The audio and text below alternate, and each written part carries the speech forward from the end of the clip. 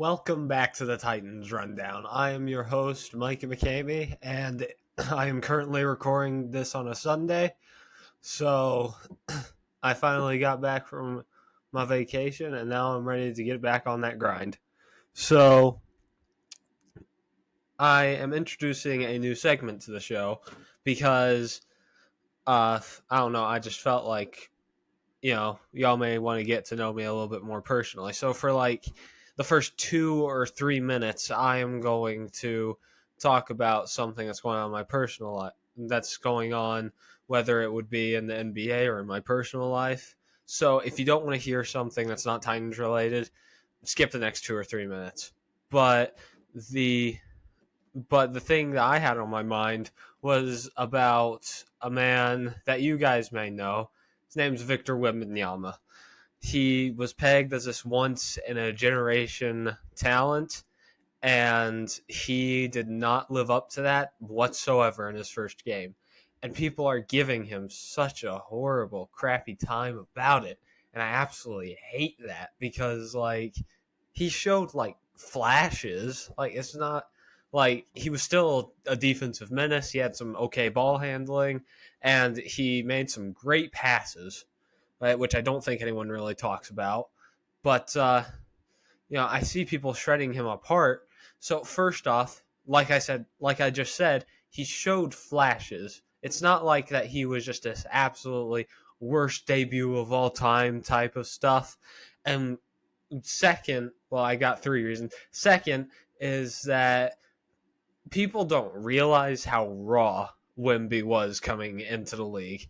Because like ESPN, I don't really enjoy ESPN anymore, but they tried to hype him up to be like this amazing once in a generation talent. There's nothing wrong with him. But the truth was that he was never going to be amazing day one. The truth was he was going to be to have some time to develop because he's skinny and he can't shoot as well as it's hyped up to be. Anyway, but my third thing is that it's summer league. Come on, y'all. No one cares, or no one should care about how they play, but they should be excited to watch basketball again.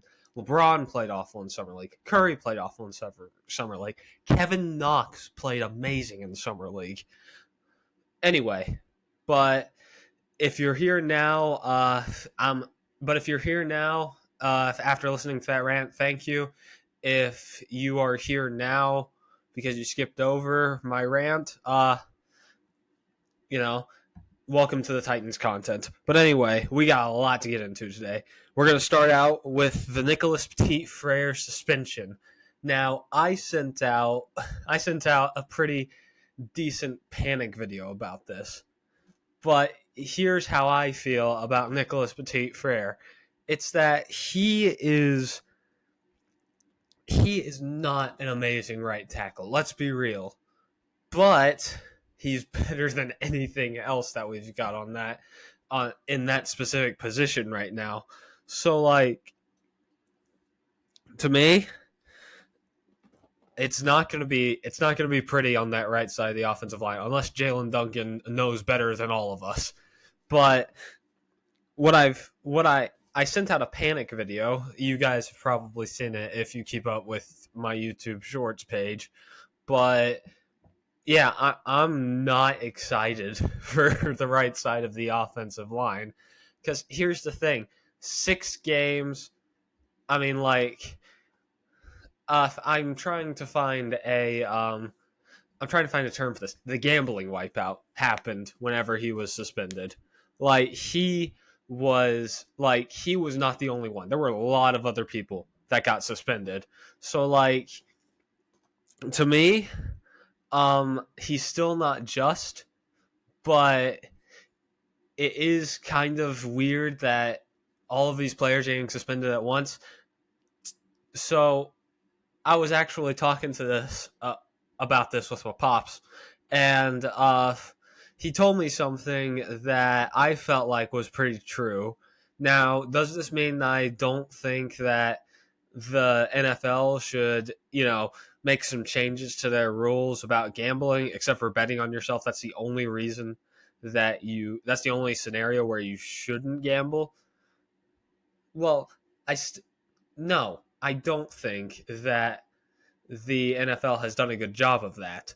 And they also need, and if they're gonna make all these gambling suspensions a thing, why are you sponsored by DraftKings, for goodness sakes, or FanDuel? Like, that would be like if the NBA sponsored some big old gun company because of John Morant. But anyway, yeah, so like, but my pop said this and it changed my perspective on this.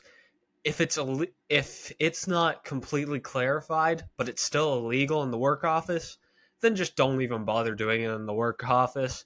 Like, I understand that some of the rules are confusing, but like, if you want to stay safe from some of the stuff that is happening right now with NFL players, just don't gamble, for goodness sakes.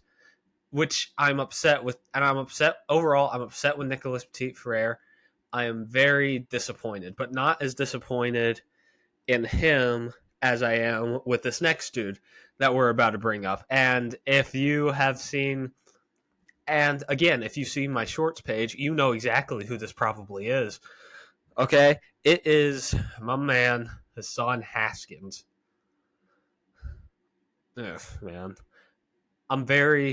I know I'm going to sound like a dad right now. That's the truth. But I am very disappointed and I'm very upset about all the stuff that he has, all the stuff that he's being accused of right now. He was meant to be our backup to Derrick Henry. He was meant to be studying under him for a few years and then maybe take his place whenever it's all said and done for Derrick.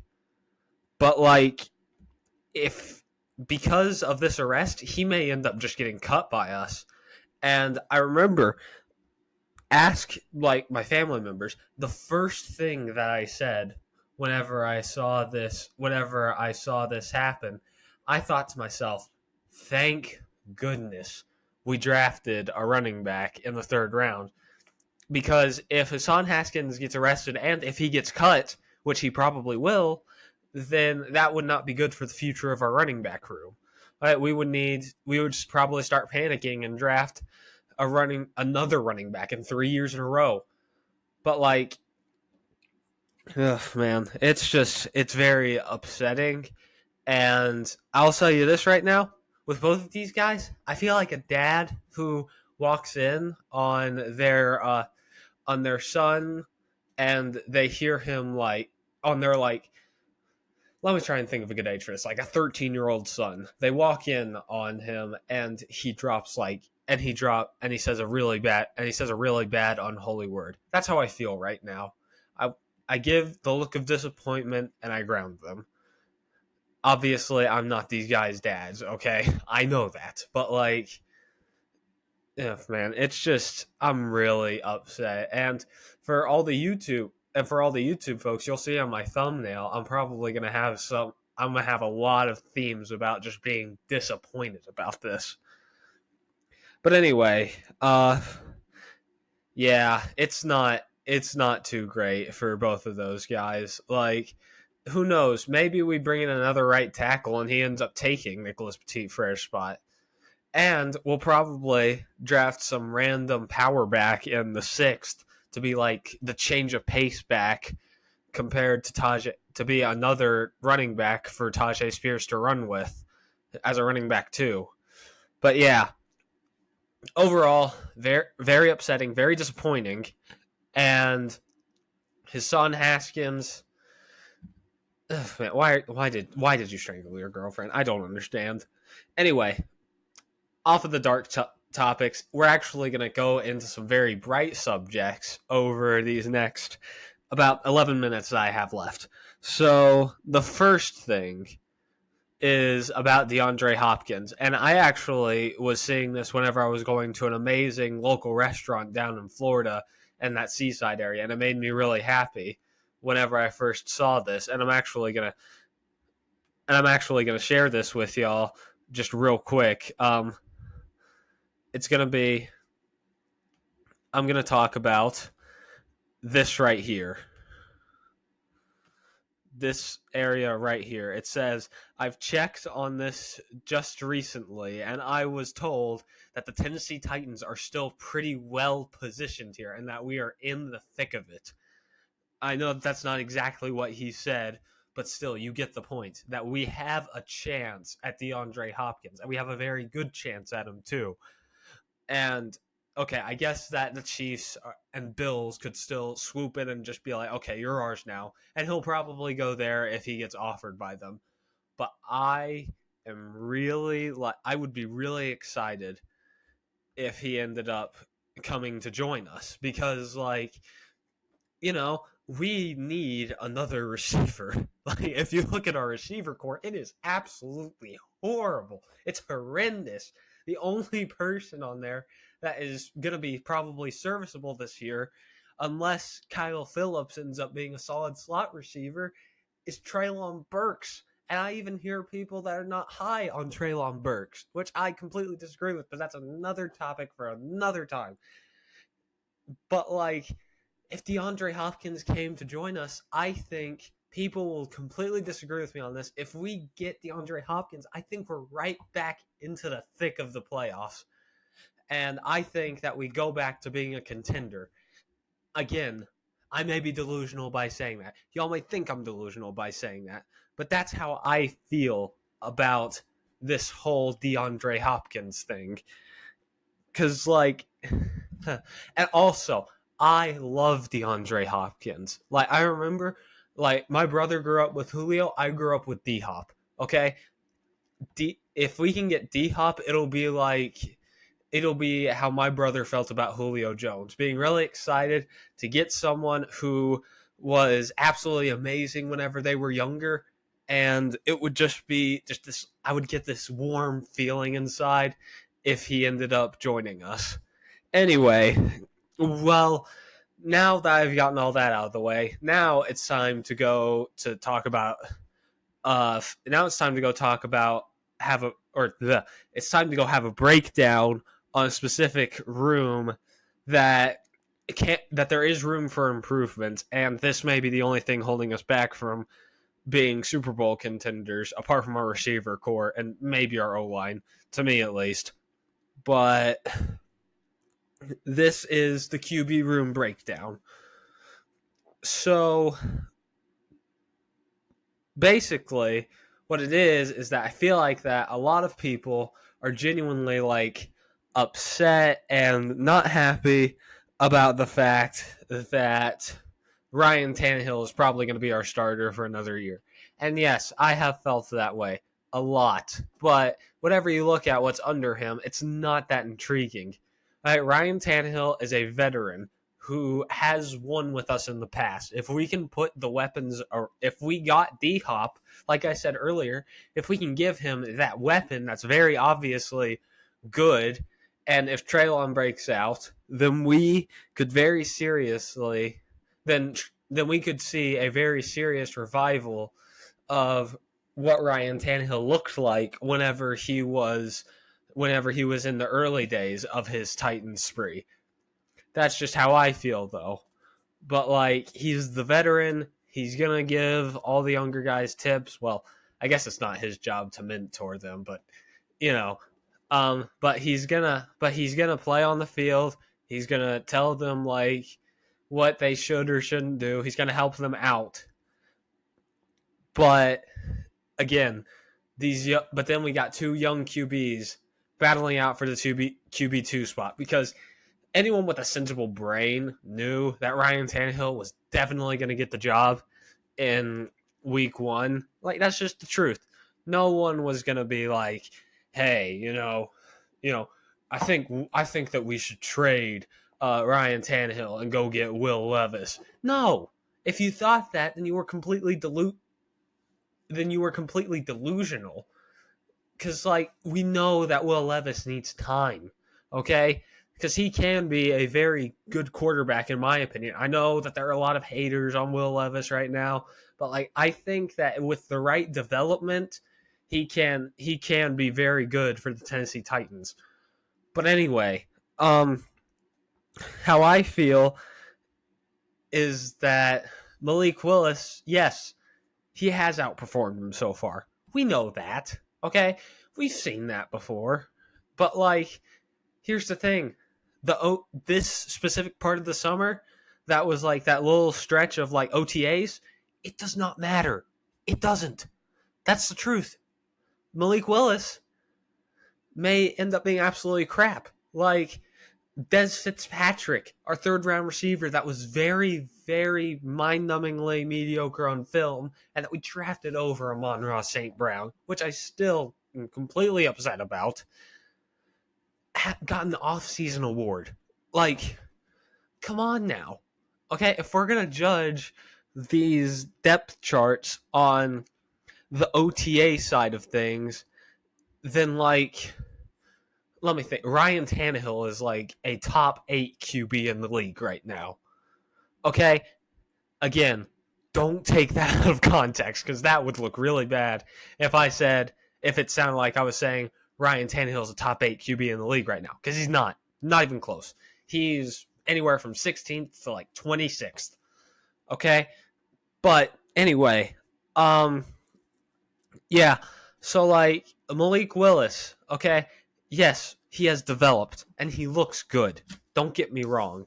But that does not mean that he is going to go in there and win that QB2 spot. Right? Jim Wyatt even said, shout out to Jim Wyatt, great insider for the Titans. Jim Wyatt himself said that Will Levis is almost guaranteed to make the roster. And he is one of the most respectable, one of the most loved inside sources for the Tennessee Titans right now. So, like, there's no way that he's not gonna make the roster. Like, they invested a second round pick into him. Okay? They invested a third into Malik. Which one do you think they value more?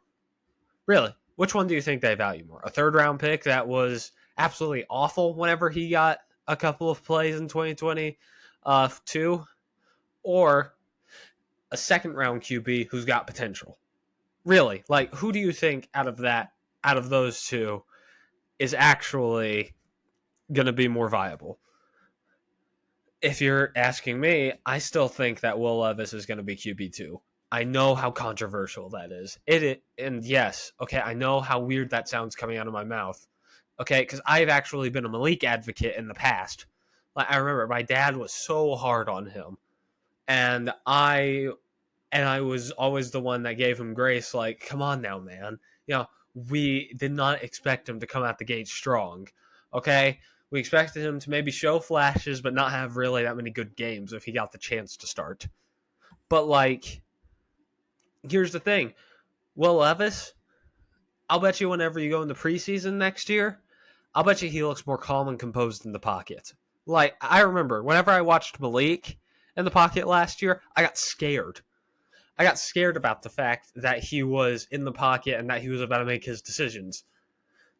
It's not a comfortable feeling, y'all. It's not, to watch Malik Willis throw that ball. For Will Levis, it's a comfortable feeling to see him composed, even though it may not be that comfortable to watch him throw the ball, because you're scared that he's going to throw a pick, which is something that he's always had a problem with. You still feel comfortable whenever he's in the pocket that he's not going to, like, scramble out of it if his first read doesn't go well. And plus, here's the thing. Okay, Will Levis, from what I've heard, also has Jordan Palmer in his corner, who has developed amazing QBs, like Josh Allen, and he's done work with Joe Burrow. Like, and he's got a good work ethic. So, like, I think he's going to be fine. And I think that it's so blown out of proportion that he is going to end up becoming this horrible QB. I think that he could very well become a bad QB. That's the truth. But, like, I think that his floor is a backup QB. His ceiling is a great QB. Again, I know a lot of people are not going to agree with me on that, but that's just how I feel. Okay? But anyway, that's about going to wrap up this episode. You can go follow me on... I actually have a Twitter and a TikTok now, where I will be uploading clips from my podcast, and if any breaking news comes out, I will speak on... And if any breaking news out of the entire NFL comes out, I'll speak on that. And you can also go listen to me on Spotify, on iHeart. You can go listen to me on most podcasting platforms. I'm still trying to work it out with Apple for other reasons. But anyway, so yeah. So like my Twitter's at the Titans Rundown. My TikTok is the Titans Rundown. And that's gonna do it for me. Peace out and tighten up.